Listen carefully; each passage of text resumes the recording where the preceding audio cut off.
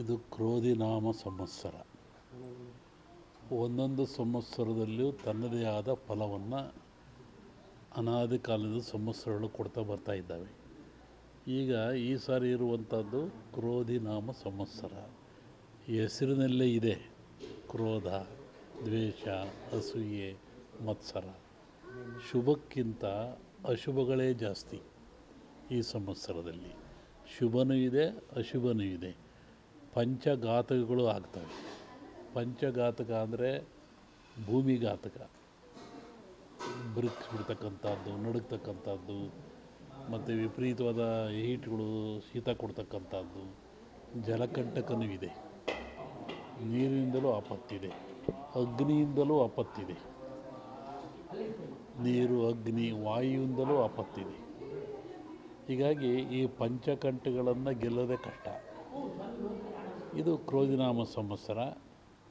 ಪಾಪ ಜಲವೃಷ್ಟಿ ಆಗೋ ಲಕ್ಷಣ ಇದೆ. ಆನಂತರ ಈ ಸಂವತ್ಸರದ ಫಲ ಗುರು ಶಿಷ್ಯನಾಗ್ತಾನೆ, ಶಿಷ್ಯ ಗುರು ಆಗ್ತಾನೆ. ಈ ಸಂವತ್ಸರದಲ್ಲಿ ವಿಶೇಷವಾಗಿ ಹೆಣ್ಣು ಮಕ್ಕಳ ಪ್ರಾಬಲ್ಯ ಹೆಚ್ಚುತ್ತದೆ. ಅದರಿಂದ ಸುಖನೂ ಆಗ್ಬೋದು, ದುಃಖನೂ ಆಗ್ಬೋದು. ನಾನೀಗ ಒಂದು 2-3 ತಿಂಗಳು ಹೇಳಿದ್ದೆ, ಪ್ರದೇಶದಲ್ಲಿ ಮಳೆ ವಿಪರೀತ ಆಗ್ತದೆ, ರಾಷ್ಟ್ರಗಳು ಮುಳುಗ್ತವೆ, ಬಾಂಬ್ ಸ್ಫೋಟ ಇದೆ, ಜನಜಂಗುಳಿ ಆಗ್ತದೆ, ಜನ ಸಾಯ್ತಾರೆ, ಆಮೇಲೆ ಯುದ್ಧ ಭೀತಿ ಇದೆ, 1-2 ಜನ ಪ್ರಧಾನಿಗಳು ಸಾಯ್ತಾರೆ. ವಸತಿಯೆಲ್ಲ ಹೇಳಿದ್ದಲ್ಲ, ಅದೆಲ್ಲ ನಡೆದೋಯ್ತಲ್ಲ ಅಲ್ಲಿ, ಅದು ಇನ್ನೂ ಮುಂದುವರಿತದೆ ಅದರಲ್ಲಿ. ಹೀಗಾಗಿ ಈ ಒಂದೊಂದು ಹೇಳಿದ್ದೆ ನಾನು, ದೊಡ್ಡ ದೊಡ್ಡ ಜನಗಳಿಗೆ ಆಘಾತ ಇದೆ ಅಂತ ಹೇಳಿದ್ದೆ ನಾನು. ಎಲ್ಲರೂ ನಡೀತಾ ಇದೆ, ಇನ್ನೂ ನಡೀತಾ ಇದೆ. ಆದ್ದರಿಂದ ಈ ಮನುಷ್ಯ ಯಾವಾಗ ಸಹನೆಯನ್ನು ಕಳ್ಕೊಳ್ತಾನೆ, ನೆಮ್ಮದಿಯನ್ನು ಕಳ್ಕೊಳ್ತಾನೆ, ಕೋಪಕ್ಕೆ ತುತ್ತಾಗ್ತಾನೆ, ಅವಘಡಗಳು ಅವನಿಗಿದ್ದುದೇ. ಅದಕ್ಕೆ ಯಾವುದೋ ಬೆಳಗ್ಗೆ ನಾನು ಟಿ ವಿನಲ್ಲಿ ನೋಡ್ತಾ ಇದ್ದೆ, ಅಲ್ಲಿ ಒಂದು ಕುತ್ತಾಗ, ನಾನು ಕೋಡಿಮಠಕ್ಕೆ ಹೋಗಿದ್ದೆ, ಸ್ವಾಮಿಗಳು ಸಿಟ್ಟು ಕಮ್ಮಿ ಮಾಡು ಅಂತ ಹೇಳಿದರು. ಮತ್ತಿನ್ನೂ ಸ್ವತಃ ಕಮ್ಮಿ ಮಾಡಿದೆಯಾ ಅಂದರು. ಉಮಾಪತಿ ಅಂತ ಟಿ ವಿನಲ್ಲಿ ಹೇಳ್ತಿದ್ದ, ದರ್ಶನ್ಗೆ ಅವನು ಗಲಾಟೆ ಆಗಿತ್ತಲ್ಲ, ಅವನು ನೀನು ಒಳ್ಳೆಯ ತಂದೆ ತಾಯಿ ಮಾತು ಕೇಳು ಅಂತ ಹೇಳಿದರು. ಈಗ ನಾನು ಭಾಳ ಸಾಹುಕಾರರಾಗಿದ್ದೀನಿ, ಅವನ ಜಗಳಕ್ಕೆ ಹೋಗ್ಬೇಕಾಯ್ತು, ಹೋಗಲಿಲ್ಲ ಅಂತಲೂ ಹೇಳ್ತಾ ಇದ್ದ ಟಿ ವಿನಲ್ಲಿ. ಹಾಗೆ ಮನುಷ್ಯನಿಗೆ ಕರೆಯದೇ ಬರುವವನು, ಬರೆಯದೇ ಓದುವನು, ಬರಿಗಾಲಲ್ಲಿ ನಡೆಯುವನು. ಕರೆಯದೇ ಬರುವವನು ಯಾರು? ಈಗ ನಮ್ಮ ರೆಡ್ಡಿಯವರು ನಿಮ್ಮನ್ನೆಲ್ಲ ಕರೆದರು, ಗುರುಗಳು ಬರ್ತಾರೆ ಬನ್ನಿ, ಕೊಟ್ಟು ಇದನ್ನು ಅನ್ನದಾನ ಮಾಡಿದರು, ವಸ್ತ್ರದಾನ ಮಾಡಿದರು, ನಿಮಗೆಲ್ಲ ಸೇರಿಸಿದರು, ಪಾದ ಪೂಜೆ ಮಾಡಿದರು, ಗುರು ವಂದನೆ, ಲವ್ ಅಡ್ವೊಕೇಟು, ಆಧ್ಯಾತ್ಮಿಕವಾಗಿ ಅವನು ಸೇವೆ ಮಾಡಿದ. ಕರಿಬೇಕು, ಕರಿಬಾರ್ದು ಅಂತೇನಿಲ್ಲ. ಮತ್ತು ಕರೆದೇ ಬರೋನು ಯಾರು? ಕರೆಯದೇ ಬರುವವನ ಯಾರಪ್ಪ? ಕರೆಯೋದು ಶತ್ರುನೂ ಕರಿಬೇಕು, ನಾವು ಮನೆಗೆ ನೆಂಟರೂ ಕರಿಬೇಕು. ಆದರೆ ಕರೆದೇ ಬರೋದು ಯಾರು ಅಂದರೆ ನಮ್ಮಲ್ಲೇ ಇದೆ ಕೋಪ. ಯಾವಾಗ ನಮ್ಮಲ್ಲಿ ಬಂಡವಾಳ ಕಮ್ಮಿ ಆಗುತ್ತೆ, ತಕ್ಷಣ ಬರೋದೇ ಕೋಪ, ಸಡನ್ ಕೋಪ ಬಂದ್ಬಿಡುತ್ತೆ. ಕರೆಯದೇ ಬರುವವನ, ಬರೆಯದೇ ಓದುವನ. ಬರೆಯದೇ ಇಲ್ಲ, ಅವನು ಓದ್ತಾನೇ ಇರ್ತಾನೆ. ಯಾರು? ಕಣ್ಣು. ಕಣ್ಣು ಬರೆಯುತ್ತಾ? ಅದು ಓದುತ್ತೆ. ಬರಿಗಾಲಲ್ಲಿ ನಡೆಯುವನ. ಬರಿಗಾಲಾಗ ಕಳ್ಳ ಬರ್ತಾನೆ, ಬಾಕಿ ಜಬ್ಲಕ್ಕೆ ಆಗೋದಲ್ಲ. ಮತ್ತು ಯಾರು ಬರಿಗಾಲ ನಡೆಯುವನು? ಮನಸ್ಸು. ಒಳಗೆ ಮನಸ್ಸಿದೆಯಲ್ಲ, ಎಲ್ಲಿಂದ ಎಲ್ಲಿಗೆ ಹೋಗ್ಬಿಡ್ತಿದ್ದು ಮನಸ್ಸು. ಈ ಮೂರನ್ನು ನಿಯಂತ್ರಣ ಇಟ್ಕೊಂಡ್ರೆ ಮನುಷ್ಯನ ಹುಟ್ಟಿಕ್ಕೂ ಸಾರ್ಥಕ ಆಗ್ತದೆ. 84 ಲಕ್ಷ ಜೀವರಾಶಿಗಳಲ್ಲಿ ಮಾನವ ಜನ್ಮ ಶ್ರೇಷ್ಠವಾದದ್ದು. ನೀರಿನಲ್ಲಿ 21 ಲಕ್ಷ, ಗಾಳಿಯಲ್ಲಿ 21 ಲಕ್ಷ, ಭೂಮಿಯಲ್ಲಿ 21 ಲಕ್ಷ, 21 ಲಕ್ಷ. 84 ಲಕ್ಷಗಳಿಂದ ಈ ಆತ್ಮ ಅನ್ನೋದು ಬಂದದೆ. ಕೋಟಿ ಕೋಟಿ ಕೋಟಿ ವರ್ಷ ಆಯ್ತು ಮನುಷ್ಯ ಜನ್ಮಕ್ಕೆ ಬರಬೇಕಾದ್ರೆ. ಗಾಯಿ, ಹದ್ದು ಕರಿತೀವಲ್ಲ, ಭೂಮಿಲಿ, ನೀರಿನಲ್ಲಿ.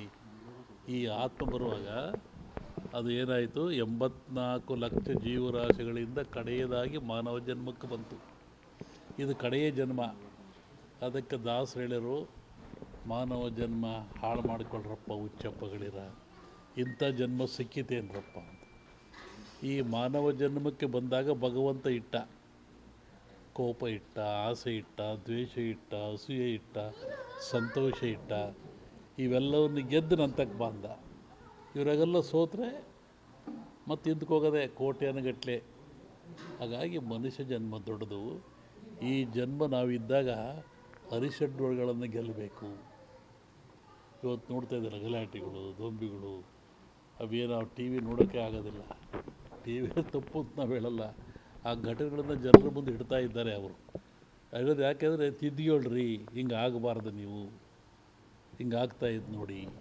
ಅಲ್ಲಿ ಇವು ಇನ್ನೂ ಹೆಚ್ಚಾಗುತ್ತೆ ಈ ದೇಶದಲ್ಲಿ. ಹಾಗಾಗಿ ಮನುಷ್ಯ ಯಾವಾಗ ಶಾಂತಿ, ನೆಮ್ಮದಿ, ಒಂದು ಶಿಸ್ತುಬದ್ಧ ಜೀವನ ಇದ್ದರೆ ಏನೂ ಆಗಲ್ಲ. ನೋಡಿ, ನಾವು ಕರೆಯದೇ ಬಂದರು ನಮ್ಮ ಸೆಕ್ಯೂರಿಟಿ ಮನೆಗೆ. ಇಲ್ಲಿ ಯಾವುದೋ ಒಂದು ಫಂಕ್ಷನ್ ಇತ್ತು, ಒಪ್ಪಿದ ಕೂಡ ನಮ್ಮ ಹುಡುಗನಿಗೆ ಹೇಳಿದೆ, ಅವ್ರಿಗೆ ಹೇಳು ನಾವು ಊಟಕ್ಕೆ ಅಲ್ಲಿಗೆ ಹೋಗ್ಬೇಕು. ನಾನು ಅವ್ರ ಭಕ್ತಿ ಹೆಂಗಿದೆ ನೋಡ್ರಿ. ನೀವೆಲ್ಲ ಬಂದ್ರಿ, 2 ಜನಕ್ಕೆ ಅನ್ನ ಹಾಕಿದರು, ನೋಡು, ಗುರು ಪಾದಪೂಜೆ ಮಾಡಿರು. ಆ ಜನ್ಮ ಪುಣ್ಯ ಸಂಸ್ಕಾರ ಆತನಿಗೆ. ಹೊಸಮನೆ ನೋಡಿದ್ವಿ, ನಮಗೆ ಇಂಥ ಓಪನೇ ನೋಡಿದ್ದಿಲ್ಲ ನಾವು. ಇವರು ಹೊಸಮನೆಗೆ ಬಂದಾಗ ನಮ್ಮ ಜೊತೆ ಬಂದರೆಲ್ಲ ಹೇಳ್ತಾಯಿದ್ರು.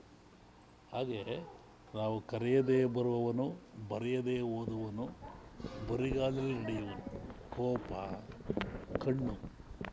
ಈ ಜನ್ಮ ನಾವಿದ್ದಾಗ ಅರಿಷಡ್ವರ್ಗಳನ್ನು ಗೆಲ್ಲಬೇಕು. ಇವತ್ತು ನೋಡ್ತಾ ಇದ್ದಾರೆ ಗಲಾಟೆಗಳು, ದೊಂಬಿಗಳು, ಅವೇನು ಟಿ ವಿ ನೋಡೋಕ್ಕೆ ಆಗೋದಿಲ್ಲ.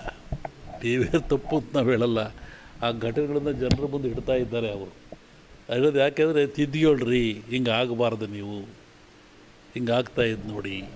ಅಲ್ಲಿ ಇವು ಇನ್ನೂ ಹೆಚ್ಚಾಗುತ್ತೆ ಈ ದೇಶದಲ್ಲಿ. ಹಾಗಾಗಿ ಮನುಷ್ಯ ಯಾವಾಗ ಶಾಂತಿ, ನೆಮ್ಮದಿ, ಒಂದು ಶಿಸ್ತುಬದ್ಧ ಜೀವನ ಇದ್ದರೆ ಏನೂ ಆಗಲ್ಲ. ನೋಡಿ, ನಾವು ಕರೆಯದೇ ಬಂದರು ನಮ್ಮ ಸೆಕ್ಯೂರಿಟಿ ಮನೆಗೆ. ಇಲ್ಲಿ ಯಾವುದೋ ಒಂದು ಫಂಕ್ಷನ್ ಇತ್ತು, ಒಪ್ಪಿದ ಕೂಡ ನಮ್ಮ ಹುಡುಗನಿಗೆ ಹೇಳಿದೆ, ಅವ್ರಿಗೆ ಹೇಳು ನಾವು ಊಟಕ್ಕೆ ಅಲ್ಲಿಗೆ ಹೋಗ್ಬೇಕು. ನಾನು ಅವ್ರ ಭಕ್ತಿ ಹೆಂಗಿದೆ ನೋಡ್ರಿ. ನೀವೆಲ್ಲ ಬಂದ್ರಿ, 2 ಜನಕ್ಕೆ ಅನ್ನ ಹಾಕಿದರು, ನೋಡು, ಗುರು ಪಾದಪೂಜೆ ಮಾಡಿರು. ಆ ಜನ್ಮ ಪುಣ್ಯ ಸಂಸ್ಕಾರ ಆತನಿಗೆ. ಹೊಸಮನೆ ನೋಡಿದ್ವಿ, ನಮಗೆ ಇಂಥ ಓಪನೇ ನೋಡಿದ್ದಿಲ್ಲ ನಾವು. ಇವರು ಹೊಸಮನೆಗೆ ಬಂದಾಗ ನಮ್ಮ ಜೊತೆ ಬಂದರೆಲ್ಲ ಹೇಳ್ತಾಯಿದ್ರು. ಹಾಗೆ ನಾವು ಕರೆಯದೇ ಬರುವವನು, ಬರೆಯದೇ ಓದುವನು, ಬರಿಗಾಲಲ್ಲಿ ನಡೆಯುವನು, ಕೋಪ, ಕಣ್ಣು. ಯಥಾ ದೃಷ್ಟಿ ತಥಾ ಸೃಷ್ಟಿ. ನಾವು ಹೆಂಗೆ ನೋಡ್ತೀವಿ, ಸೃಷ್ಟಿ ಹಂಗೆ ಕಾಣುತ್ತೆ. ಅನ್ನವನ್ನು ಅನ್ನವಾಗಿ ನೋಡ್ತೀವಿ, ಪ್ರಸಾದವಾಗಿ ನೋಡ್ತೀವಿ, ಕೂಳಾಗಿ ನೋಡ್ತೀವಿ. ಅಲ್ಲ, ಅದು ದೃಷ್ಟಿ ಆಗ್ತದೆ. ಹಾಗೆ ಒಂದು ಹೆಣ್ಣನ್ನು ನೋಡಿದರೆ ಪ್ರಕೃತಿ, ಮಾತೆ, ತಾಯಿ, ಮಾಯೆ, ವಿಕೃತಿ. ಆಕೆ ತಾಯಿಯಾಗಿ ನೋಡ್ತೀವಿ ನಾವು, ಮಾಯಾಗಿ ನೋಡೋದಿಲ್ಲ. ಯಾಕೆ ನೋಡೋ ಕಣ್ಣುಗಳು ಆ ಥರ. ಅದಕ್ಕೆ ಕಣ್ಣನ್ನು ಶುದ್ಧಿಯಾಗಿಟ್ಟುಕೋ. ಬರೆಯದೇ ಓದುವನು ಅಂದರೆ ಕಣ್ಣು, ಬರಿಗಾಲಲ್ಲಿ ನಡೆಯುವನು ಅಂದರೆ ಮನಸ್ಸು. ಮನಸ್ಸನ್ನು ಗೆಲ್ಲೋದು ಕಷ್ಟ, ಹೆಂಗಾದ್ರೆ ಹೆಂಗೆ ಹೋಗಿಬಿಡುತ್ತೆ. ಆ ಮನಸ್ಸನ್ನು ಗೆದ್ದವನು ಮಹಾತ್ಮನಾಗ್ತಾನೆ, ಮನಸ್ಸಿಗೆ ಸೋತನು ಮನುಷ್ಯ ಆಗ್ತಾನೆ. ಹಾಗಾಗಿ ಈ ಸಂವತ್ಸರದಲ್ಲಿ ಶುಭಕ್ಕಿಂತ ಅಶುಭವೇ ಜಾಸ್ತಿ. ಇನ್ನೊಂದು ಹೇಳಬೇಕು, ಶ್ರಾವಣದ ಮೇಲೆ ಹೇಳ್ತೀನಿ ಅದನ್ನು ನಾನು.